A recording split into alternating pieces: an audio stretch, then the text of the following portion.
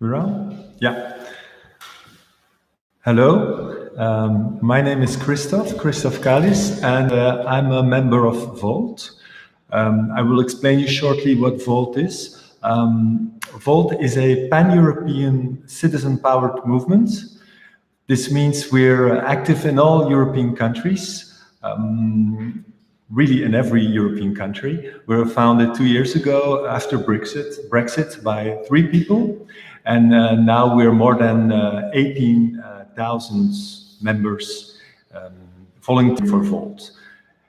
In May, we are running in 8 countries now for the European elections. Under one name, Volt, and with one program, which is called the Amsterdam Declaration. I got it here with me. You can find it online on our website, volteuropa.org. There you will find the Amsterdam Declaration. So this is our program for the European Parliament, which we have worked on together as members of Volt, which are we sure about that we can realize it if we can be in the parliament. And it is special because this is the first time that this happens, that one party is present in different countries with the same name, Volt in this case, and with one program. Shortly about myself, my background is in moral philosophy, so I'm a moral philosopher, and I've been a teacher for more than 10 years in ethics and cultural sciences.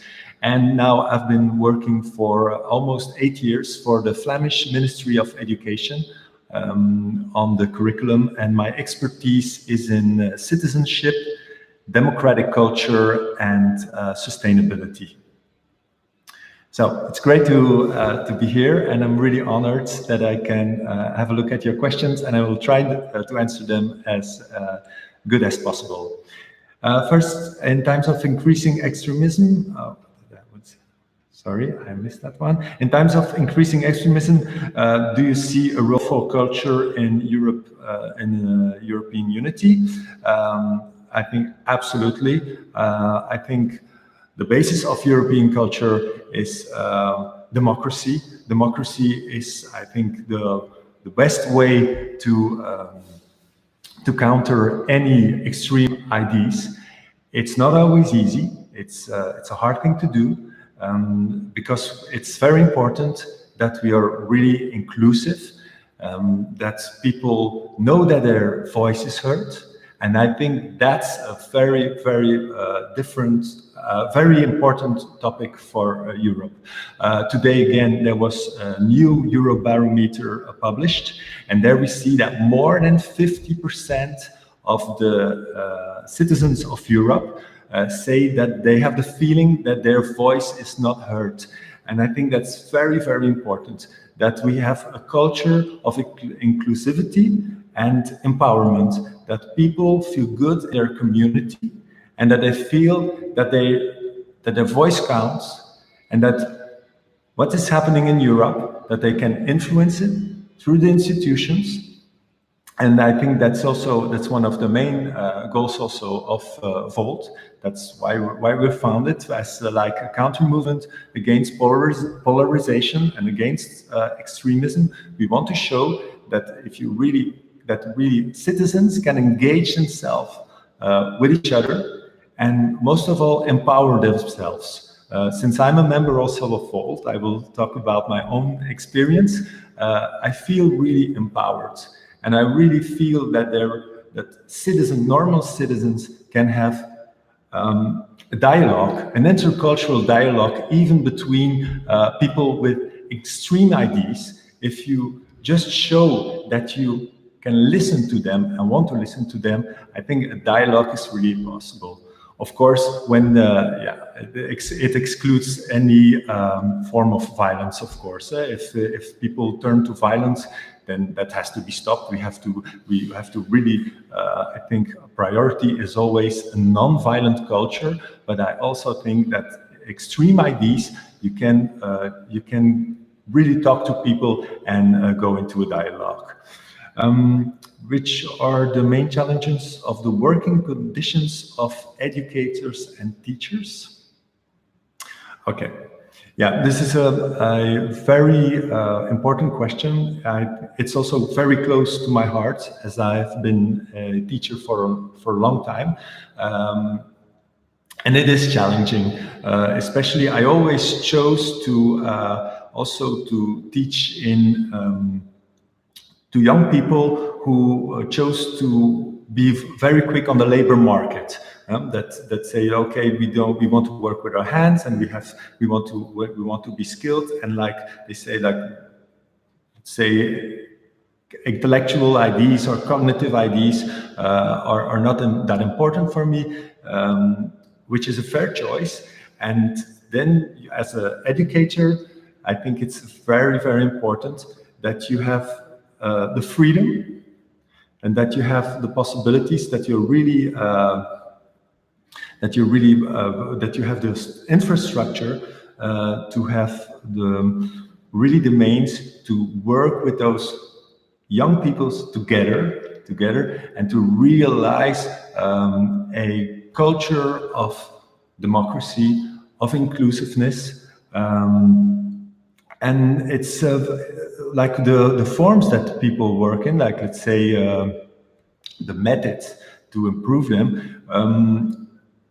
Innovation there is a lot of innovation. I think that's very important, but at the same time, we have to see that we also keep on working in a balanced way, and that we say that basic knowledge for everyone is still important. Everyone has the right, I also call it a right, to have like a basic knowledge of how institutions work, what citizenship is, how the democracy works. This is for everyone important, because everybody is going to vote, right? So I think it's very important that we give teachers clear curricula, that they know what they should teach, but that at the same time that we give them freedom to say how they want to teach that. How would you support the local music scenes in front of big monopoly companies? Okay, yeah, that's okay. I'm glad I had this question, because I've always been a passionate musician also. Since I've been a teenager, I've been playing in bands,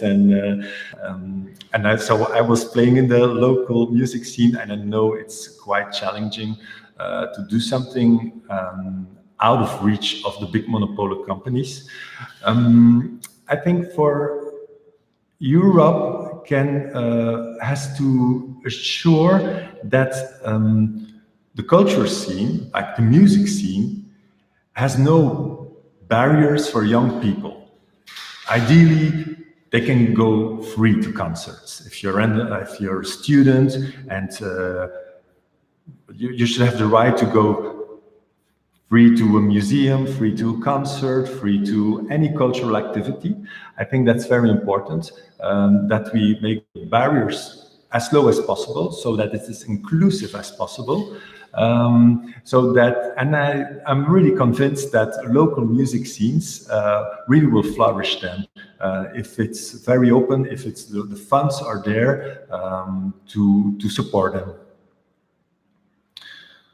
And yeah, of course, I think really the small stages, the small clubs, there should be infrastructure, definitely also in urban spaces, to have like bandstands or places where bands can play, and where the music sector really can flourish.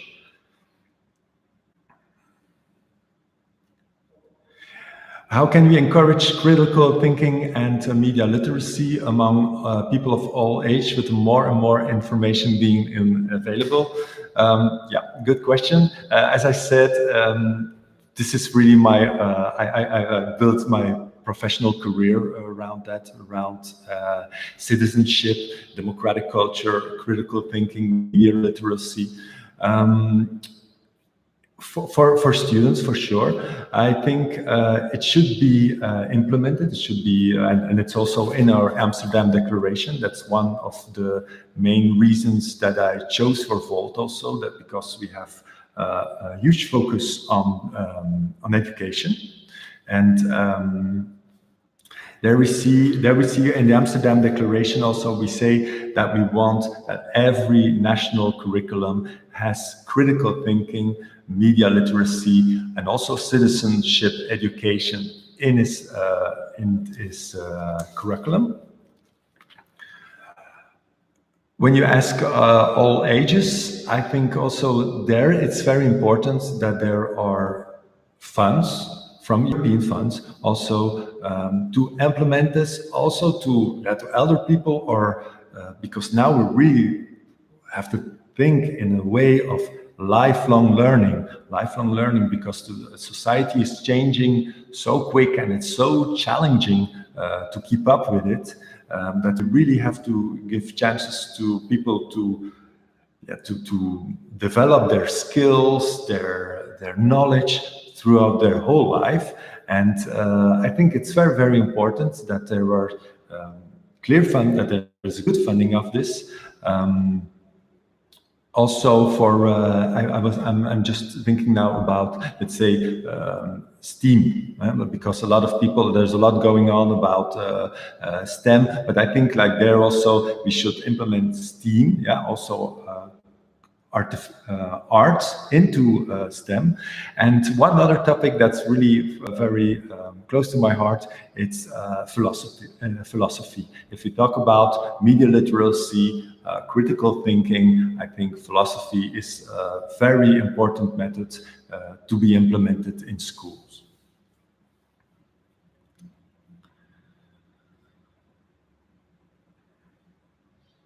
Well, this is very related, the question of Cornelia, to Volt. I think that's, so how do we want to reach out to the countryside and reach citizens there, as opposed to concentrating the pan-European campaign in the cities? It's a huge challenge, and I think it's a very important challenge, because we see that in the United States, we've seen that with Brexit, that there is really a cleavage between, let's say, the urban people who are thinking more like cosmopolitan, and then the people on the rural side who we want to stick like to their national identities or very local identities. With Volters, we are community builders. We want to work with the people, our neighbors, people in our neighborhood, people in the street. And so I think it's also very important that we go out to the villages, to the small cities, to the rural areas, and that we really do that, and that we talk to these people, and that we also empower each other there, not only in the cities. I think it's true now, we're mostly situated in the cities.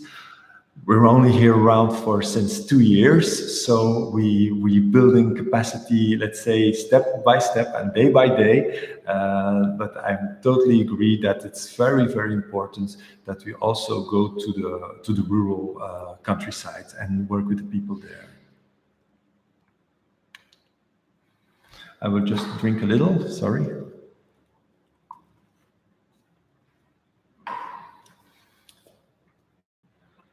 Oh, yes. Yasmina has a question on what does the fact that your political group exists in different countries by the same name and logo tells about your views on European identities. Do you believe in European identity as such? Yes, there is a European identity. I think identity as a concept, it's a hard concept, because identity, it's something that is very layered. You have many levels of identity. I have my genetic identity, my family background also. I come from the West Flemish countryside, so I have I was born in Ypres, so I have historical identity there. I have the identity of my region, of my country, Belgium, but there is also something as a European identity. I'm pretty sure, because like for me, just talking about my own experiences with my family, we went on holidays through Europe and to different European countries, and I had like a lot of intercultural knowledge just by traveling around and going on holiday. The music, my influences on music, art, when I went to a museum, mostly was like European music or European art, the books I read, the things I do. So for me, definitely speaking, there is also a European identity, which is also something very dynamic. That's also something I wanted to say. Our identity has many levels, but it's also something that is dynamic. It's not something that is static. It evolves through our developmental stages. But throughout all my life, personally speaking, I really also always felt like a European. And now that I've joined Volt, this is really confirmed. It really confirmed to me that this is very much shared. Like what we realized now in 2 years with Volt, like developing a program. Sharing that strategy to campaign together with that same logo, that same name in all those different countries, it shows that we really share basic values and share basic ideas of how society should work, how we can implement these values, how we can check our thoughts with science, which is so crucial for European identity, that we see that we, in a pretty short time, we have been able to develop this European program. And I think it's really proof that there is something like a European identity, the cleavage between the different countries, let's say from we're in Portugal, but also in Hungary, Bulgaria, but also in Scandinavia, also in Greece. This is such a wide surface, and still again we could communicate in a very direct way with our lingua franca, let's say English, which is so all over Europe. So yeah, I'm totally convinced that there is something as a European identity for myself personally, but also I think that Volt is very good proof of that. What is your idea of a sustainable future?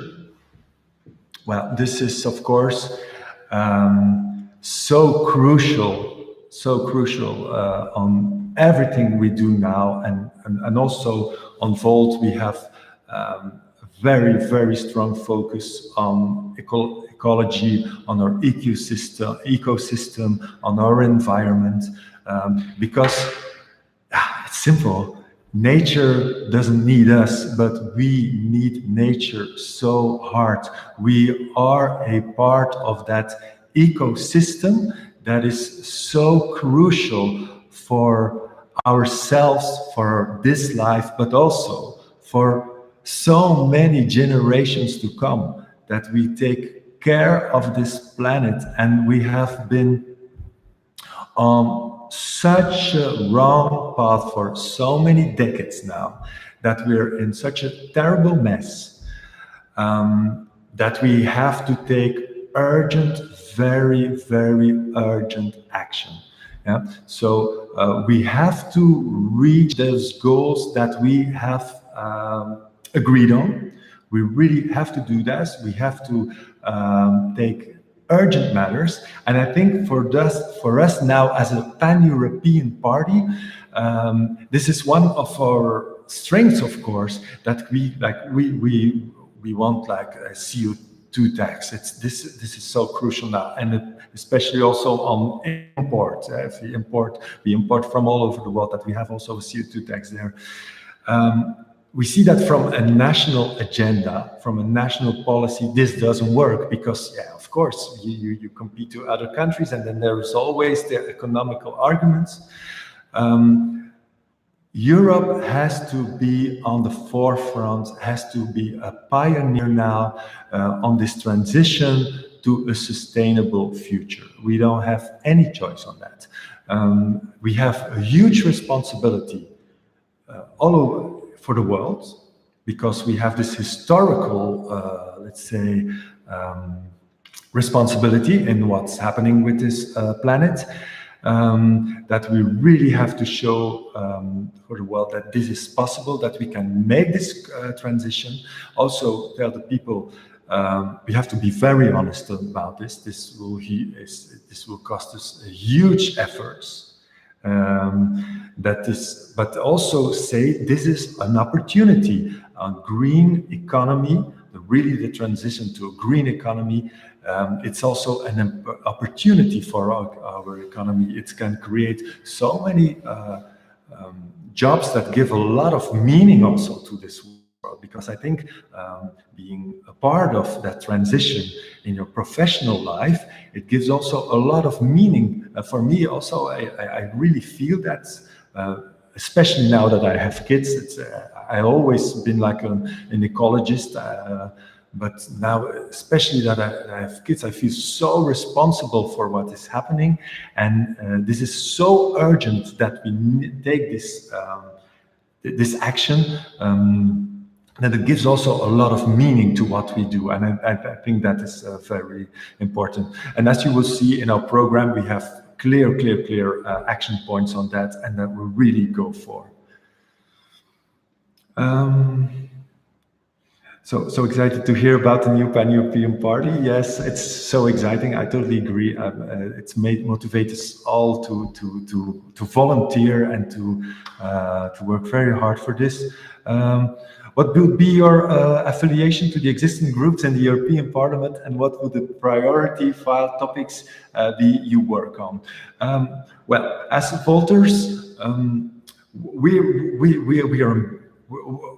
are ambitious. We want to go for our own group. Yeah, ideally we would have like 25 seats in the European Parliament from 8 different countries. And then we will be the first group that is formed from one party.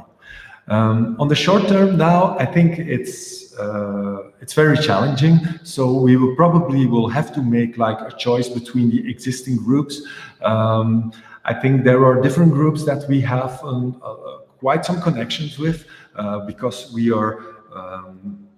we want to fix the EU, and some groups know that it's very important to that integration of the EU better, of the European institutions. We also want to have like an economic renaissance. It's very important that people have this security of a stable economy. So there we find connections, and also on our ecological part. We also want a very sustainable and a social Europe. So I think there are different groups where we can connect with, and then once after the election, then we will see. Then we will negotiate, and we'll see where we can best fit in, and where our priorities that are very well described in the Amsterdam Declaration, where we can realize them the best, or where we have the best chances. Yeah. Are you aware of that one of the key obstacles for the freedom of expression, including artistic expression in the nowadays Europe, is related to anti-terrorism legislation? Many people are wrongfully prosecuted on the grounds that they promote and/or support terrorist activities through their books, painting, Facebook posts. How do you see the fine line between freedom of expression and national security? Okay, yeah, good. Very interesting. I'm a musician. And I had a chance last year, it's almost 2 years ago, to make the original soundtrack of a documentary on freedom of expression. It's about a human rights activist and journalist who was working on in the Charlie Hebdo editorial. She was working as a journalist, and she survived the attacks. I was very much concerned about what happened there, because the question that Yasmina poses here, in that documentary, the two things really came very well together. That freedom of expression, which is the basis, one of the main pillars of our European society. In a democracy cannot survive without freedom of expression. It's so crucial for a democratic society. And that was a terror act, what happened there at the Charlie Hebdo editorial room. So I was very much touched with this. And I don't think that this fine line is so hard to detect. I think it's very clear when artists or people who write or activists express themselves in all freedom.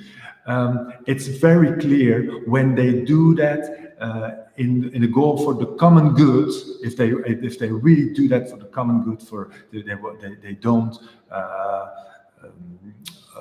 they don't want to judge minorities. They don't want to harm anyone. That's clear. If people express themselves, and that sometimes that can be controversial. That's true. I think there's a very important difference to make between what is controversial and what is like calling up for hate or saying things that are extreme or polarizing. Yes. I think that the European institutions should be very much aware of that huge difference between what can be very maybe provocative or very controversial, but it's not meant to harm anyone. Whatever you write, whatever you say, whatever you do, however you express yourself, it can be shocking for people. It can be morally maybe disgusting for some people, but as long as it doesn't harm anyone, or as long it doesn't call to action to hate people or to harm other people, I think there is no problem, and we should maximize and continue to maximize freedom of expression. So I think we have a lot of work to do there in the European institutions, and to that fine line to make that much clearer. I see that the time is almost over. Yes, the VOLT program is technical, it's rational, it's quite complex and hard to understand. I totally agree on that. I think that's also important if you're serious as being running for the European Parliament, and you want to be in the European Parliament to reform the institutions, to really take actions. You need a very clear, technical, rational, and quite complex program. But at the same time, we have to talk like in a very direct and very accessible language. I think that's very important. And that's also one of a very important challenge for Volt. We want to be also community builders. We want to be close to the people. We want to listen to citizens. We are citizens ourselves. We want to empower citizens. We want to empower ourselves. And that has to be in a very, very clear and direct language. And I totally agree that's a challenge for us, but I think we're not the only ones. I think there are a lot of politicians have that problem, and definitely on the European level, that they don't connect with the people anymore. And so sometimes it's easy to blame other people and say, yeah, they're populist, but of course, if people don't feel heard and don't feel respected, yeah, of course they won't take Europe serious. Of course, they won't respect Europe, and of course, they won't take Europe in their heart. So I think that it's very good thing that we have a technical, rational, and quite complex program, but at the same time that we talk passionate and out of the heart and with a clear language. I think that I see it is 4:29, so I think I better conclude. I would like to thank you very, very much for this great opportunity for us as Volt to present ourselves, and thank you for the very, very good and interesting questions. Aditik, yeah, if I could take part in the cultural commission now, I see that, yeah, I would definitely would do that. Yeah.